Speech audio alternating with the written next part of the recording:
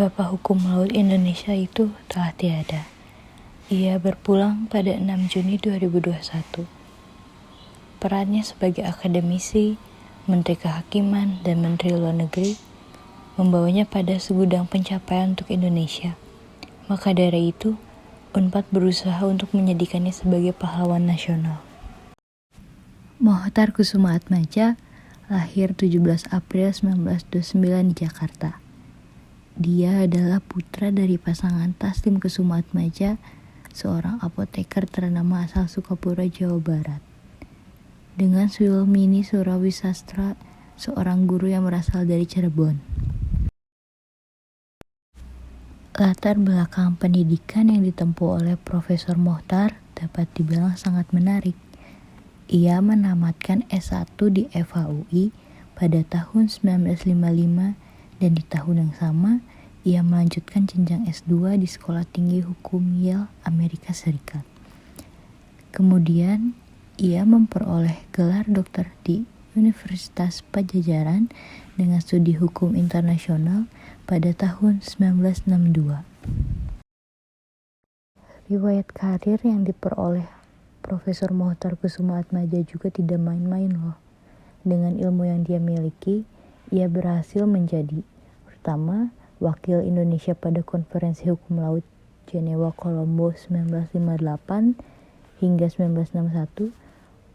Kedua, wakil Indonesia pada sidang PBB mengenai hukum laut Jenewa dan New York.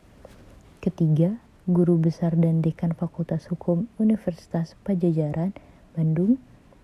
Kelima, Menteri Kehakiman dan Menteri Luar Negeri Kabinet Pembangunan II 1973 hingga 1978.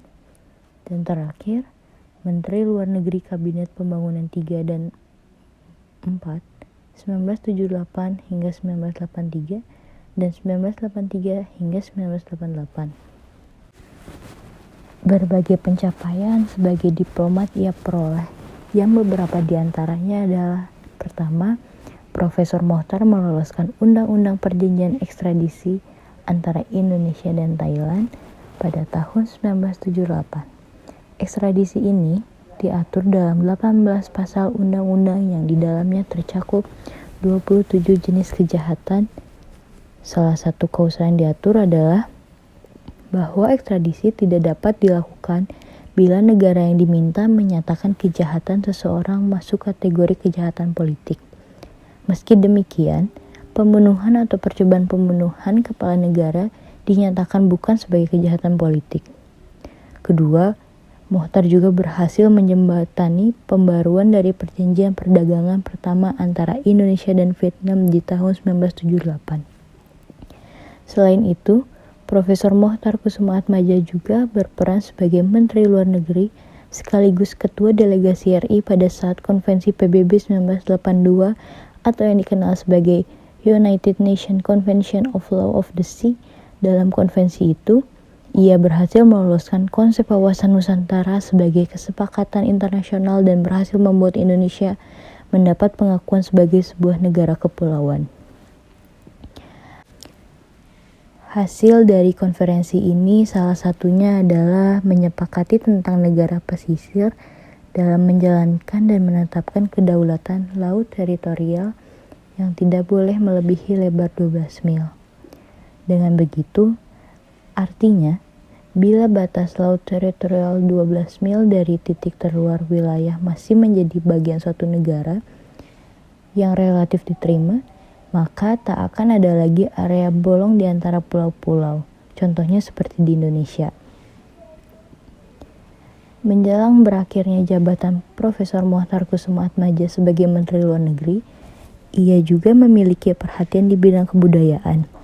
Melalui konsep wawasan Nusantara, ia melakukan pendekatan pada kebudayaan, seperti yang pernah ia sampaikan bahwa wawasan Nusantara merupakan suatu konsepsi kebudayaan nasional di mana setiap ekspresi budaya daerah, betapapun kecilnya kelompok, dari mana dia berasal tidak menjadi persoalan.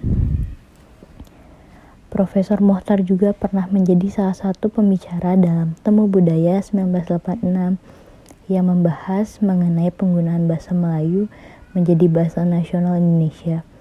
Ia menyebutkan bahwa bahasa Melayu dengan sadar dipilih karena mudah dimengerti.